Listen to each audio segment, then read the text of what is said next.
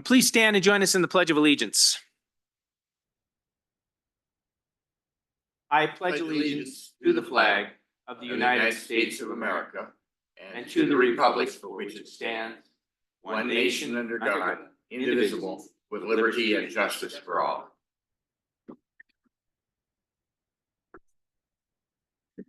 Good morning and welcome to our September 3rd. It's September, Commissioners. Hard to believe. September 3rd meeting of the Board of County Commissioners. My name is Andy Hunthausen. To my left, Commissioner Tom Rolfe. Good morning, Mr. Chairman. Morning. Mike, can we get these lights on? And as she's doing that, I'll introduce Nadine. Nadine McCarty will take care of us today. Thank you. Good morning. I just noticed it as I was looking over in the dark here. And to my right, Commissioner Candace Payne. Good morning. And Nico Hash, Deputy County Attorney.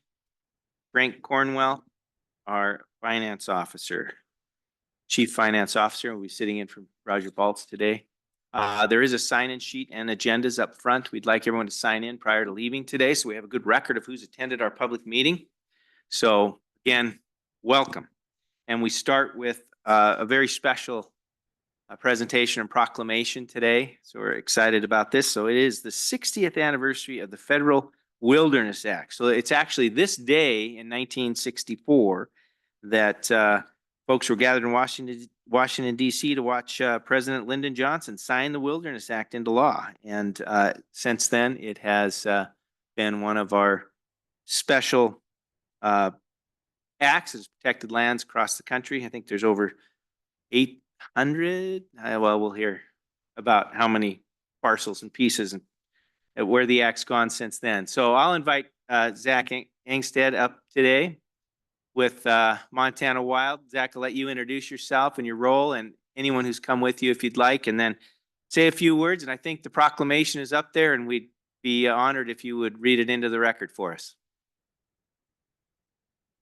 Thank you. Yeah, I'm Zach Engstead, and then with me are a bunch of my coworkers from Wild Montana. So thank you, Commission, for the privilege of reading your proclamation on the celebration of the 60th anniversary of the Wilderness Act, 60 years into the record today. Again, as I said, my name is Zach Engstead. I'm the Federal Legislative Director for Wild Montana. Our central office is located here in Helena at 80 South Warren. It's the Bluestone. Actually, don't know which way I'm facing. That way-ish? Yeah. Here in Helena. It is an honor to stand here as a representative of Wild Montana members who have worked for over 65 years and countless others who have worked to protect Montana's wild places. I'm also honored to stand here on the shoulders of giants for the generations of Montanans who have worked to designate wilderness across the state. I'd like to take just a quick minute to acknowledge a few of my heroes who have worked so hard to protect some really special places here in Montana. This is by no means an exhaustive list. That would take us the better part of a couple days, and I'll just take a couple of your minutes. I will name several of those who have been critical to the work in the past and the ongoing work to protect Montana's wild places. We should start, of course, with Bob Marshall, who had the vision in the 1920s to know that we should set aside some places and they needed to be protected before they were disappeared. Florence and Ken Baldwin, who were two of the Montana Wilderness Association's founders and longtime defenders of areas across the state. Cecil Garland of Lincoln, who faced down bulldozers to protect the Lincoln backcountry, which we now call the Scapegoat Wilderness. And we can't mention Cecil and Lincoln without mentioning Paul Roos, who was an extraordinary gentleman. Annie Pierre, Louise McDonald, and Christine Woodcock, collectively known as the Three Yayas. They are three tribal elders of the Salish tribe who were instrumental in the eventual creation of the Mission Mountain Tribal Wilderness. Finally, I would like to acknowledge two living legends and folks I am lucky enough to call friends and mentors. John Gatchell, who lives here in Helena, worked for Wild Montana for 26 years before a well-earned retirement. Gatch worked across the state to protect wild places and continues to do so even in retirement. Last, but certainly not least, I would like to acknowledge Smoke Elser, who is key to the creation of the Great Bear Wilderness, but is also working today, even at 90, to expand the Bob Marshall Wilderness, the Scapegoat Wilderness, through the Blackfoot Clearwater Stewardship Act, and is also a supporter of the Lincoln Prosperity Proposal. Finally, before I read the proclamation, I'm honored to work on behalf of the next generation so that my kids and all future generations can still experience a wild Montana, where wild animals run free and the landscape is free of technology and the pressures of modern life. Thank you for letting me say a few things. Thank you very much. Lewis and Clark County Proclamation, the 60th anniversary of the Federal Wilderness Act. Whereas in 1964, the United States Congress passed the Wilderness Act by an overwhelmingly bipartisan vote, and this far-sighted legislation was signed into law by President Lyndon B. Johnson on September 3rd, 1964. Whereas in 2014, the United States Congress passed the Rocky Mountain Front Heritage Act, which expanded the Bob Marshall Wilderness and the Scapegoat Wilderness areas. And this legislation that was championed by hunters, anglers, ranchers, and conservationists from across Montana was signed by President Obama. Whereas the Wilderness Act created America's national wilderness preservation system, which administers federal lands for the use and enjoyment of the American people, leaving the lands unimpaired for future use and enjoyment as wilderness, and providing for the protection of these areas and preservation of their wilderness character. Whereas, set forth in the Wilderness Act, it is hereby declared to be the policy of Congress to secure for the American people of present and future generations the benefits of an enduring resource of wilderness. Whereas the wilderness areas within Lewis and Clark County, including the Bob Marshall Wilderness, the Scapegoat Wilderness, and the Gates of Mountains Wilderness areas, provide immense value to our nation, our state, and our county as natural habitat for wildlife, as destinations for camping, hiking, horseback riding, hunting, and fishing, as protectors of cold, clean rivers and watersheds, and as places that inspire our imagination. Our iconic wilderness areas are lifetime destinations for tourists who visit Lewis and Clark County from across the country and around the world, bolstering our local businesses and driving our economy. Whereas Lewis and Clark County residents and others from across Montana continue to be inspired to visit wild places and to protect those places by expanding the Scapegoat Wilderness and creating the new Nevada Mountain Wilderness areas. Now, therefore, let it be proclaimed that the Lewis and Clark County Commissioners do hereby commemorate the 60th anniversary of the Wilderness Act and recognize the significance of the National Wilderness Preservation System to America's cultural, scientific, historical, and spiritual heritage. Thank you very much. Thank you. Appreciate your comments. Thank Yes. So before you leave there, I don't know if there's any questions, comments, commissioners at this time. Mr. Hash might have some. He spends a little time in the wilderness and with a fishing rod. He's caught every fish at least twice out there. But I'd like to just say thank you. And it is, for me, it's special being a Montana bred and born and spending time in our wilderness areas. Not all of them, but many of them. I've just been so grateful that this act took place and that people before us had the vision to protect these lands and to make sure that we could preserve them for the generations to come. Matter of fact, in 20, I think it was in 20, I had the opportunity to hike across the Gates of the Mountains Wilderness, spend a night out there. And I've always wanted to do that. You know, it's only about 20 miles, but it was pretty neat to hike from Refrigerator Canyon, spend a night in the wilderness, and then have somebody pick us up at the boat ramps in the canyon at Meriwether picnic area. So to spend time in there to see that what has happened, untouched areas and then areas completely touched by fire, and how the land just gets to do its own thing and be what it is, and good for the good and the bad. And it was pretty amazing. And then spent some time in Bob Marshall, wonderful place.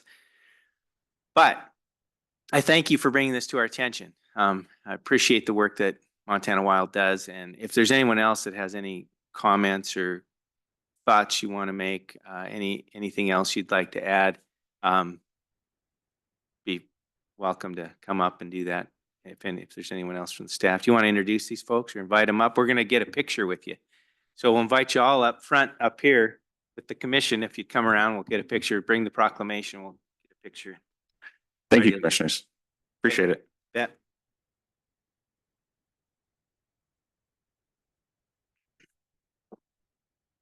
Oops. Excuse me.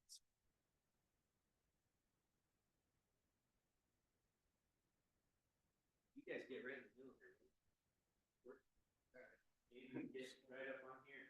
All the way up. Yeah, why not? And then move that thing. Right in front. Move that up there.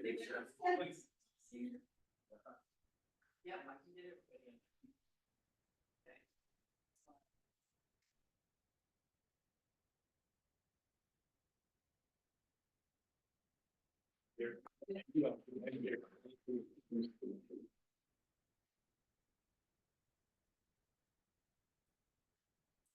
Oh, that's theirs.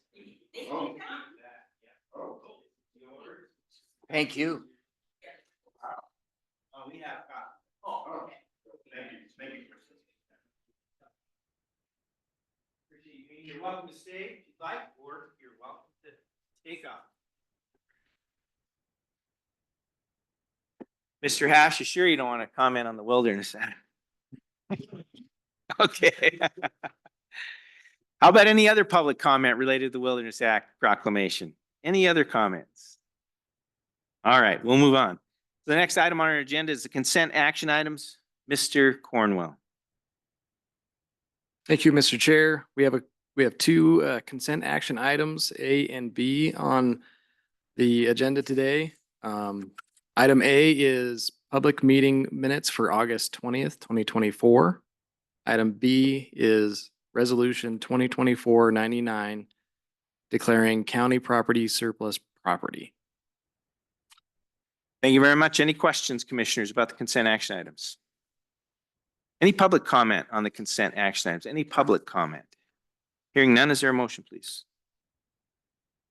Mr. Chair, I would move to accept consent action items A and B as explained by Mr. Cornwell. Second.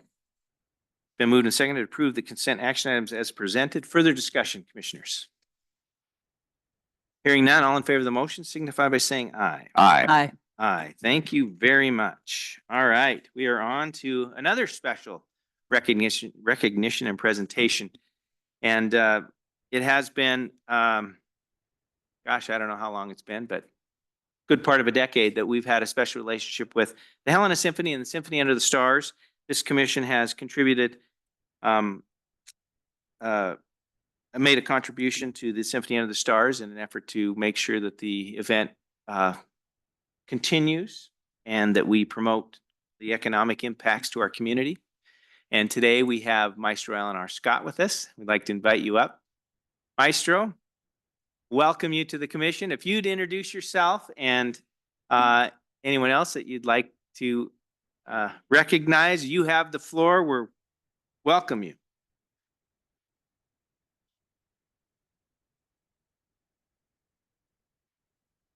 Is that green light on? Excuse me. There we you go. Did you get it?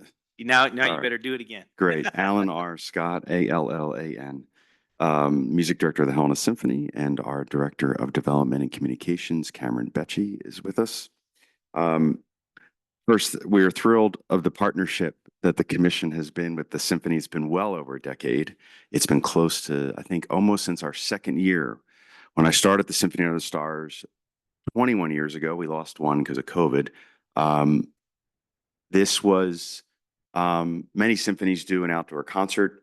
I wanted to do something a little different, but to be honest, I didn't realize how massive this would become. Today, for the last almost 8 years, the Associated Press lists the Symphony Under the Stars as one of the top 5 reasons to visit Montana in the summer. When the Montana Arts Council did an economic impact study about 12 years ago, the amount of money that went into the county was over $1.2 million. That was 12 years ago. So it's probably closer to 2 million, or certainly much more than 1.2 million. It is the largest annual event in Montana, not just Helena. And it's free. The Carroll College and the Helena Symphony designed it so it would be a free event to the community. 16,000 to 18,000. One year we had over 20,000 people attend. To give you an impact, a sense of that, people line up at 9 a.m. on Friday to get in for the Saturday night 8:30 concert. The Boy Scouts get impacted. About a dozen food vendors get impacted that we work with, and Carroll College and the Symphony do not make any money. There is a limited reserve section, but most of those 400 seats go to the sponsors. And then the other 200 seats go on sale June 1st at 12 midnight. And this year at 12:03 a.m., they were sold out. To give you a sense, the entire system crashed. Over 24 states are represented. People come here to Lewis and Clark County that week to begin or end their vacation. Hotels are filled. I remember when Topper's Wine was in business, he said it was the busiest weekend of the year. It's the busiest weekend of the year of the farmers market for the summer. The economic impact is massive. Something we started about 10 years ago, was to help preserve the grass on Carroll College and not put tent stakes or rocks. We started partnering with Helena Food Share. Again, having no idea the impact this would make. And every year we collect anywhere from 13,000 to 19,000 pounds of food. It's the largest single day collection of food in Lewis and Clark County. Helena Food Share says it is vital. It basically keeps them afloat for the summer. Another perspective, most outdoor symphony concerts, the Missoula Symphony at Caras Park, they get about 1,800 people on their most crowded day. This year was less than 1,000. We're bringing in 16,000, 18,000 people in a much smaller city. When we started this event, it cost us about $38,000. President Tom Trebon at the time and I said we should do something to bring, but I didn't want it to be the typical Americana that every orchestra does. I wanted something different every year so that it becomes sort of a buzz about what are we going to do. Some people think it's the only thing we do when we do about 23 other concerts. About every 2 weeks, there's a concert starting September 14th all the way to June. The orchestra itself auditions from all over the United States. Some of them choose to live here. Some of them choose to commute here. It's one of the higher paid professional orchestras in this region of the country. When we started this 21 years ago, the symphony's budget when I came here 22 years ago was $180,000 with $60-some thousand of debt. Today, our budget's about $1.3 million with no major debt. The Symphony of the Stars at the time cost $38,000. Today it costs this past year was $148,000. Next year is $160-some thousand. The city is putting more and more, because of crowd control, new ideas and new things. We have to hire all sorts of different crowd control people, events coordinators. We have someone on staff whose job for about 10 months is to run this event. We hire additional staff. Carroll College pays all the overtime for their staff. The stage alone is $48,000. The fireworks are almost $6,000 a minute. So it's a lot. I don't even know what the porta potties and all these other things cost. The staff goes into all those details. The county and the city at the time when we started each gave $5,000 almost 20 years ago, and we're grateful for that. But obviously that $5,000 was worth a lot more 20 years ago than it is today. The city has, the mayor and other commissioners have made city commissioners have made a movement to at least double that for next year. And we're hoping the county will do the same. Right now, this is our first year that we actually incurred, we usually break even, and any surplus goes into a special account to go towards the next year. If there's a surplus, it might be, a couple $100 or $1,000. This year, the symphony is going to shoulder a $14,000 shortfall. Because of just the massive costs going up. It's just skyrocketing like everything else. The orchestra takes a pay cut, the staff takes a pay cut for it. Our goal is that we want it to be a free event, and we want it to make the impact not only because of food share, but because of the economic impact with the food vendors and the hotels and all of this. And also it puts Helena on the map in a way that very few other events do.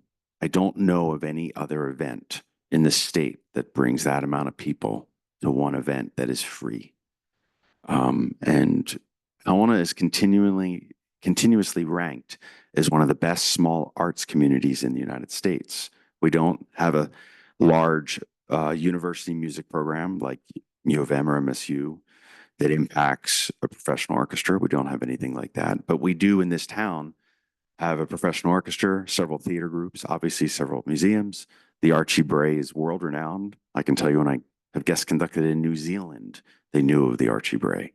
So Helena has this unique identity that many Helenas don't even know. As many people know, we're looking at the Ming Opera House, which many people know as the Consistory Shrine, perhaps bringing that back to life. It's a multi-year potential project. It's the only standing opera house in Montana.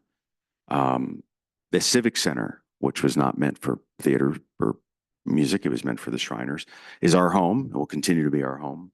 And we bring 1,700 to 1,800 people at almost every concert. We offered about 6 different free children's concerts at other venues. So we think, I said before COVID, what we do is save lives. And when COVID hit, I really realized that, because we were one of about a dozen orchestras in the United States that kept continuing. We didn't lay a single person off. In fact, we hired 4 new people. We took all that grant money that we were given, having no idea if we were going to survive. And we still performed with all these mechanisms in place of safe distances and shields and all this. And we just put it up on YouTube, literally thinking my mother would be the only one who would watch in Delaware. And 8,000 people watched the first one, majority of which were from Montana, but from all over the world. And we started realizing, holy cow, people really need and want this. And we did it for a full year. And then the following year, when people were a little hesitant about coming back to the concert hall, but they did, we still streamed it. That was an extraordinary expense, add an additional $18,000 on top of the $55,000 or $60,000 for every concert. So what we really believe, we've been there for this community. The Helena Symphony is celebrating its 70th year. I've been here for 22 years. And I made it my home. I still have my orchestra in Philadelphia, where I'm from, but I'm here the majority of the time. And I think the reason for that is it's not because I hunt or fish or hike or ski. In fact, I don't do any of those things. My mother's first generation from Italy, and I know how to cook, and that's about all I know how to do. And but yet, because even though I don't do all those amazing things in the wilderness, I love this place. I love the arts. I love how the small community embraces one another. And the Symphony of the Stars is probably the best testament to this community. When we were coming back, there was so much divisiveness, the vaccines or no vaccines or all this other political stuff. And we had our first Symphony of the Stars back after a year off. And it perhaps was one of the first big public events. There was a lot of trepidation, as you can imagine. But yet there was this sense of relief of feeling just being back together. So much so that we changed our mission statement and our vision statement.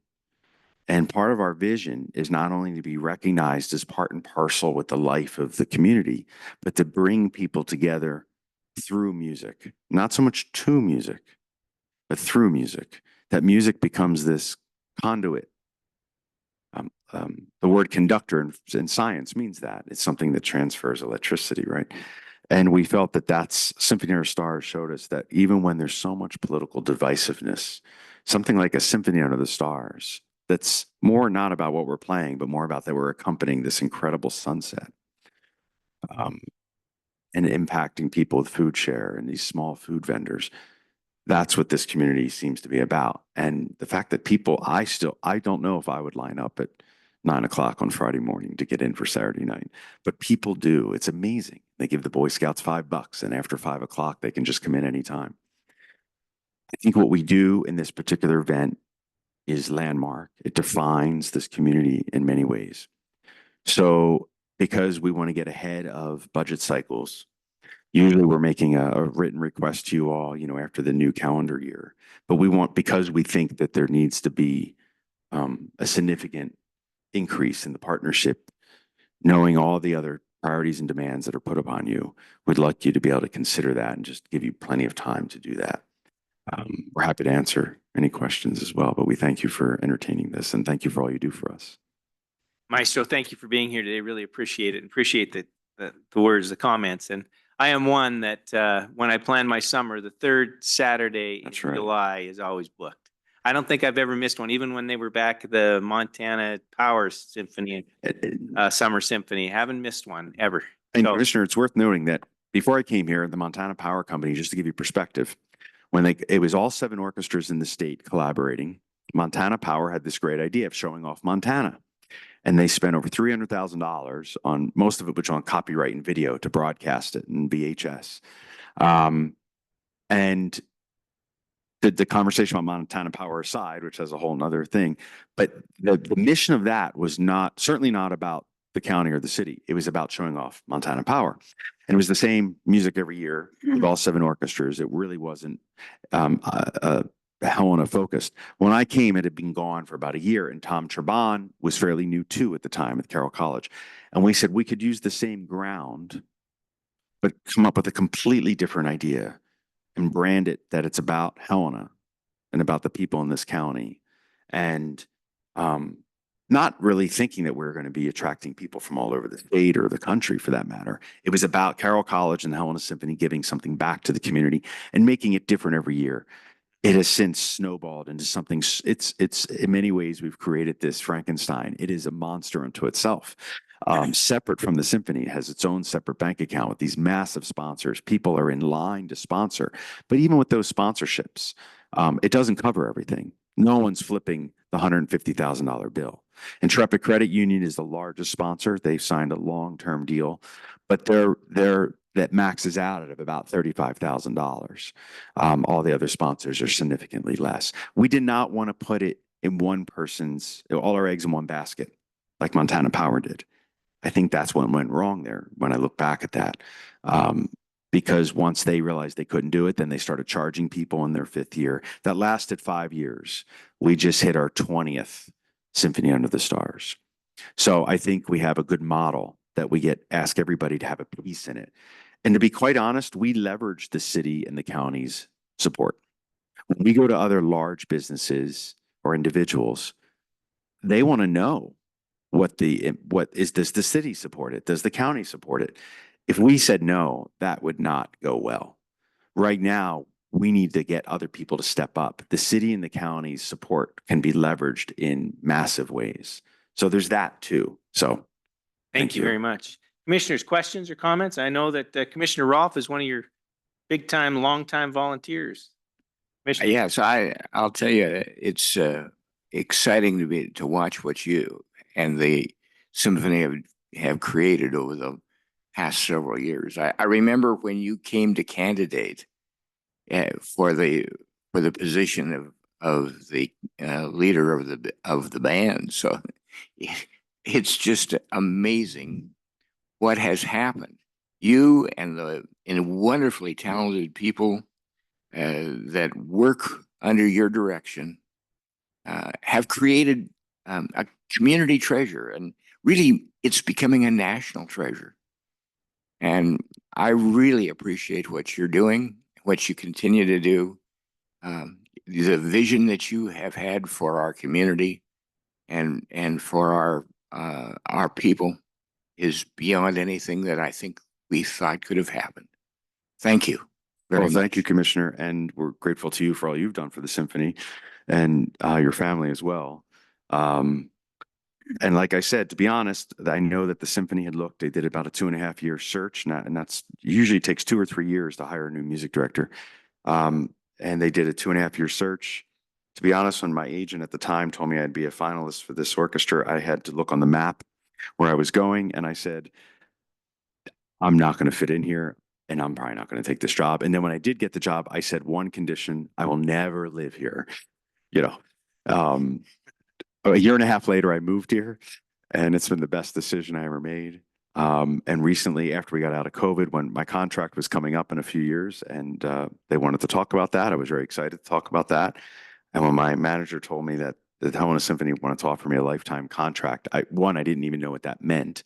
But I immediately said yes, without knowing any of the particulars, because I just absolutely love it here. So I think, like a conductor, we make no sound.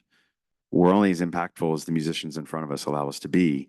I would say the same for the orchestra itself. Without an audience, without supporters, without the community, without the elected officials understanding the importance of the arts.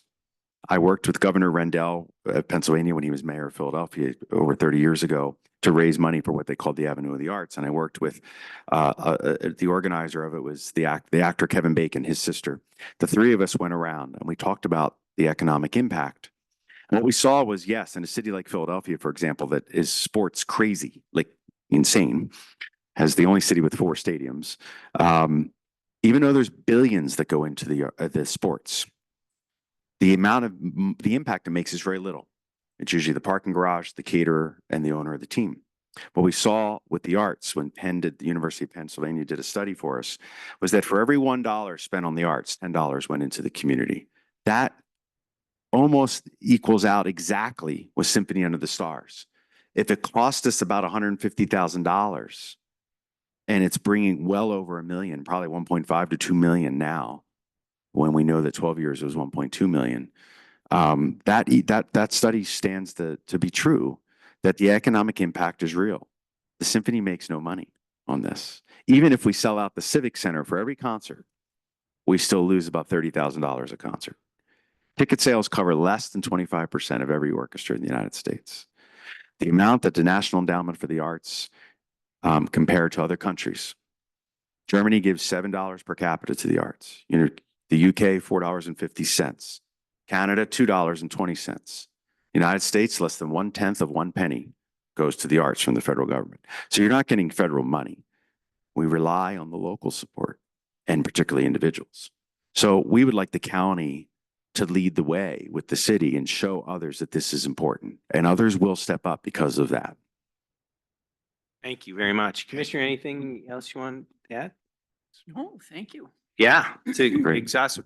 We really appreciate you being here today. And I as well, I think with my colleagues here, recognize the special relationship and appreciate you bringing this to our attention now. It is good because, as Mr. Cornwell would tell you, that the day that we pass the budget in July starts working on next year's budget. So I think he's made a note already that there's been a request, and we'll consider that Great. moving forward along with our partners from the city. And we really appreciate it. I know that it's been one of the great events of my summer every year and has turned into a mini family reunion. I think there were last 2 or 3 summers or about 15 Hunthausens in the first couple rows there. And, yelling and screaming for you. So really appreciate it. And it's been great to be part of it from the Intrepid Credit Union board side as well, and just kind of getting a glimpse behind the scenes. And of course, my family has a special relationship with Carol as well. So, and Dr. Sack, it's been great. So kind of feel like old home week for me when I come to the Symphony Under the Stars. So thank you so much for doing this. And I really appreciate your comments today. And I hope that people recognize the significance of this concert and of course the work that you do year round. And the last thing I'll say from my perspective, you can have the final word, but I just purchased my tickets for opening night and the opening night party. So, not as an advertisement. I'm just saying this is what I did. So, Well, anyway, I appreciate that. Opening night it's the 100th anniversary of Rhapsody in Blue, which almost everyone knows. It's used in airline commercials, but George Gershwin died at 38 years old, and it's an all Gershwin night. The acclaimed soprano Sylvia McNair and Gershwin pianist Kevin Cole. Opening night, September 14th. It's the first orchestra usually out of the gate in Montana. And we expect, at least a good 1,500 people there, and then our big after party afterwards to celebrate opening night. Be great. So thank you for doing that. Forward to And it. thank you to the commission for listening today. I appreciate it. See Thank lots you. of smiles from another Pennsylvanian. So on your way out, Oh, you can oh, say good. hello to Yeah, Jessica. good, great. Thank you all. Thank you. I Thank you. appreciate Thanks for your time. being you. here. Appreciate it.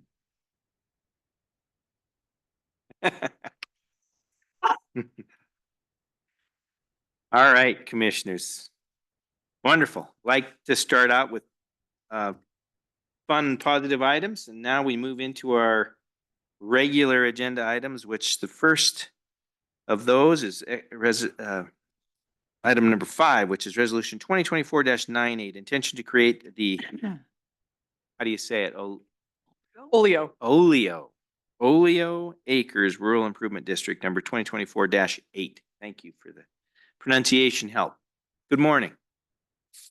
Sorry to put you on the spot with the Pennsylvania thing there. That's great. Thank you, Mr. Chair. It was perfect. He just mentioned, so I'm from the other side of Pennsylvania, right? The western side, which is a joke, right? Because Pittsburgh and Philly, I mean, it's like so far apart. He said, as most people from Philadelphia would say, we don't even acknowledge that that city exists. So very good.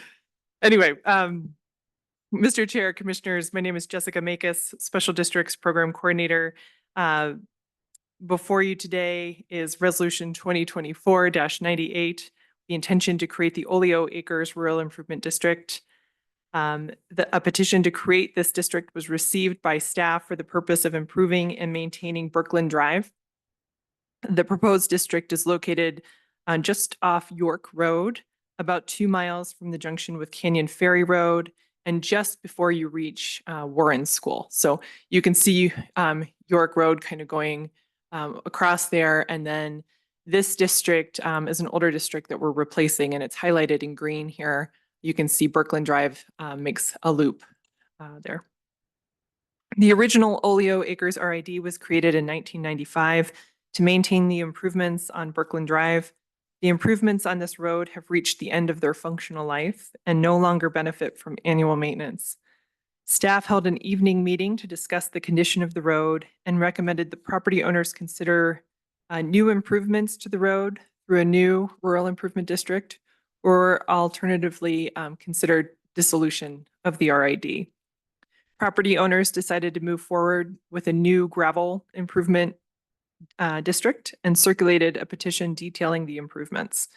The petition was signed by 40% of property owners, satisfying Lewis and Clark County's policy to consider RID petitions that are signed by at least 20% of property owners. There are a total of 30 properties included in the proposed district boundary. The general character of improvements includes the addition of approximately 1,214 cubic yards of gravel surfacing and watering, grading, and compaction of the new material. Financing of improvements is estimated to total $49,705. Each benefiting property is proposed to be levied a 15-year debt service assessment of $171 annually. The general character of maintenance includes snow plowing and sanding as needed, grading, gravel maintenance, drainage maintenance, and other maintenance items as needed to preserve the improvements. Annual maintenance of the district is estimated to total approximately $4,500, and each benefiting property is proposed to be levied and assessed a maintenance assessment of $150 per year. The total proposed assessment is $321 per property per year for the first 15 years, and then dropping to the maintenance assessment after the improvement loan is repaid. If the resolution is passed today, legal notice of the intention to create the district will be advertised in the Helena Independent Record the next 2 Saturdays. A notice will be mailed to all benefiting property owners, and public comments will be accepted until 4 p.m. on Thursday, October 10th, 2024 at the Lewis and Clark County Clerk and Recorder's Office. A public hearing for the resolution to create the district would be scheduled for Tuesday, October 15th, 2024 at 9 a.m. in this room, room 330 of the City County Building, where you would hear comments or protest or any other public comment regarding the district. Anyone who would like more information on the proposed resolution to create the district can contact me at the Lewis and Clark County Public Works Department. Staff recommend the board approve resolution 2024-98 98 with the intention to create the Oleo Acres Rural Improvement District and open the 30-day comment and protest period. Thank you, and happy to answer any questions. Thank you very much. And just to remind the commission, this is step one of what could be 3 steps. Any questions for Jessica? So 40% of the folks approximately have signed the petition, which is a good number. And I might have been reading at the time. Did you have any kind of meeting with this group? Mr. Chair, Commissioners, so as we do our annual budgeting process with each of these districts, Oleo Acres was a district that was identified to, one, not have enough funding to continue to maintain the road, but further, because of the condition of the gravel and the surfacing on the road, Right. it really wasn't a reason to increase the maintenance assessment amount without considering a new improvement. And so we shared that information with the homeowners that attended. There is a very functional homeowners association in this subdivision, which is very helpful. And so there was a very good attendance at this meeting. And then also they've had individual HOA meetings to discuss, whether or not to move forward with this RID. They talked about, potentially paving this or, what kind of improvements did they want. They agreed on moving forward with gravel and they circulated that petition to move forward with a new RID. Great, thank you. Mhm. How about questions, commissioners? Any questions? Please. Just as we move forward in the process, you'll be sending out notices to all the property owners in the district to kind of reiterate the facts as they've been presented here. And then they'll have a chance to talk with you and become more fully understanding of what's going on. Mr. Chair, Commissioner Ralph, yes. So as required, by state law with this process, what we do is hold this initial public hearing with the intention to create a district. And once this resolution is passed, then we can move forward to publish legal notice. We also mail that legal notice to each of these individual 30 property owners. And that notice explains the process, the 3 public hearings, the one that is taking place today, the next one where comment and protest would be heard, and then the potential third, which would actually levy and assess a district. That legal notice also states what those improvements are, how much they're anticipated to cost, what the maintenance of those improvements would look like, and then again, what that's anticipated to cost. So all of those details are summarized in about a 2-page letter that goes out to every proposed benefiting property. Thank you. Thank you. Good question. Any other questions for Jessica at this time? Okay, thank you very Thank you. much. Appreciate it. All right, how about public comment on this resolution? Any public comment? Any public comment? There's no public in the room. Commissioners will close public comment. How about a motion? Mr. Chair, I move that we approve resolution 2024-98, the intention to create the Oleo Acres Rural Improvement District number 2024-8 as presented by Jessica Makus. Second. Moved and seconded to approve the resolution as presented. Further discussion, commissioners? Just remind folks, this is step number 1, now a 30-day comment period, or approximately 30 days. I think the 15th of October, it's projected to be we'll take it up again for consideration and move into the second step. And in that time period, we will hope to hear from public in the neighborhood and what they think about the idea and how they'd like us to proceed. All right, commissioners, with that, all in favor of the motion signify by saying aye. Aye. Aye. Thank you very much. Appreciate it. All right, we'll move on to board appointments. I'll turn it over to Mr. Cornwell. Thank you, Mr. Chair.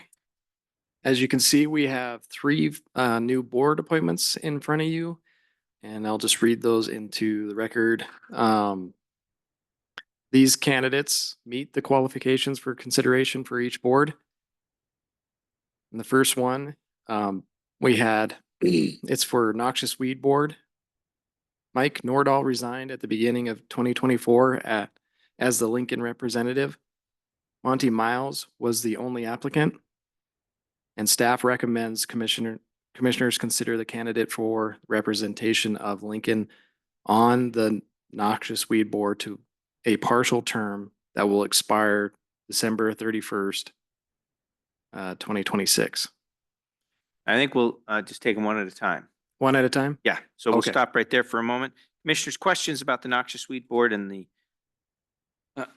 potential candidate, Mr. Monty Miles? Questions? And I don't know. Frank has the response. Do you, Monty Miles, as the only applicant, was he, I mean, is he a longtime resident of Lincoln? Is he, you don't know anything about? I don't know anything other than they were the only, there wasn't any challengers or on this and that. Just a comment, Commissioner, maybe to help you with your question. Nadine McCarty does a lot of work around that, and we do check whether the person has the qualifications and is qualified or eligible for the position Okay. prior to putting them. And the reason I ask, I sit on this board, and it's one of those boards where two people seem to do all the talking and everybody else just kind of gets out of their way. And personally, I like a little more individual thoughts on these boards. So I'm hoping Monty Miles will step up and bring in new ideas and present some alternate views on things. So, but it's hard to get volunteers, and I appreciate the fact that he stepped up. Thanks, Commissioner. Any other comments, questions? Okay, how about public comment? Any public comment? Or did you have something, Nadine, that you'd like to add? Saw you reaching. Oh, Mr. Chair, Commissioners, I was just going to answer that he does not reside in Lincoln. Mr. Miles does not.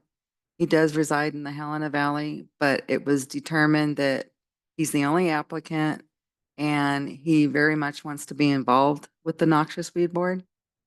And it does not say anything in our policy or the bylaws that the person has to reside in that location. thank you. You're Thank you, welcome. Nadine.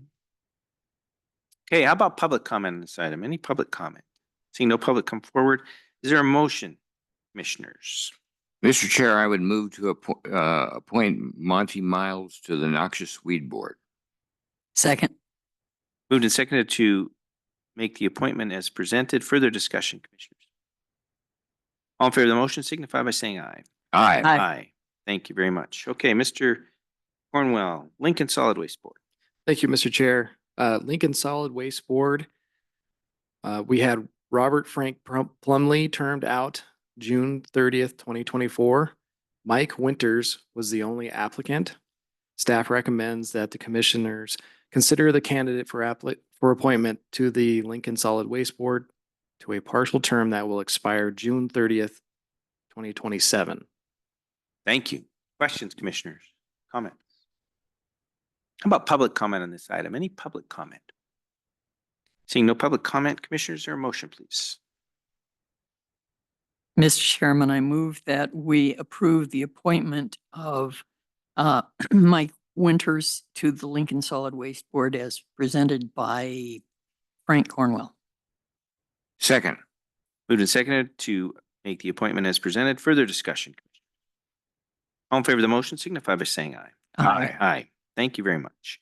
Okay, Mr. Cornwell, Open Land Citizens Advisory Committee.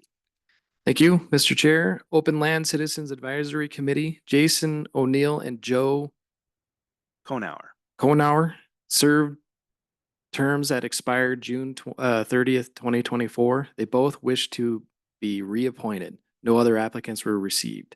Staff recommends the commissioners consider the candidates for reappointment to the Open Land Citizen Advisory Committee to a term that will expire June 30th, 2027. Thank you. Questions, Commissioners? Public comment on this item. Any public comment? Any public comment? Hearing none, is there a motion, please? Mr. Chairman, I would move to approve Jason O'Neill and Joe Cohenauer to the Open Land Citizens Advisory Committee. Second. Moved and seconded to make the appointment as presented. Further discussion, commissioners. All in favor of the motion signify by saying aye. Aye. Aye. Thank you very much. All right, we're on to Heritage Preservation and Tourism Board. Thank you, Mr. Chair. Heritage Preservation and Tourism Board, Tom O'Connell was serving as the joint city county representative and termed out June 30th, 2024. William Rust applied. Both commissions reviewed and discussed the applicant at the city county joint work session on August 6th, 2024. Staff recommends the commissioners consider the candidate as the joint city county representative to the Heritage Preservation and Tourism Board to term that will expire June 30th, 2027. Thank you. Any questions, commissioners? Any questions? Well, public comment on this item. Public comment. Seeing no public come forward, is there a motion, please? Mr. Chairman, I move that we approve the appointment of William Rust to the Heritage Preservation and Tourism Board. Second. Moved and seconded, approve the appointment of William Rust to the Heritage Preservation Tourism Board as presented. Further discussion, commissioners. All in favor of the motion signify by saying aye. Aye. Aye. Thank you very much. Just one Please. comment. We've got several people who've termed out, served their.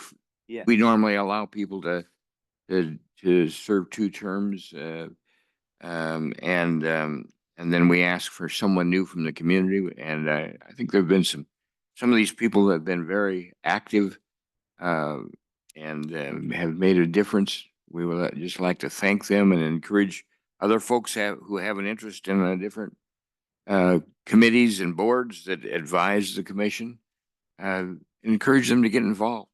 If they'll go on the list of committees and boards that are available on the county website under the county commission tab, we would sure appreciate anybody taking a look at it and requesting an opportunity to serve on boards of their interest.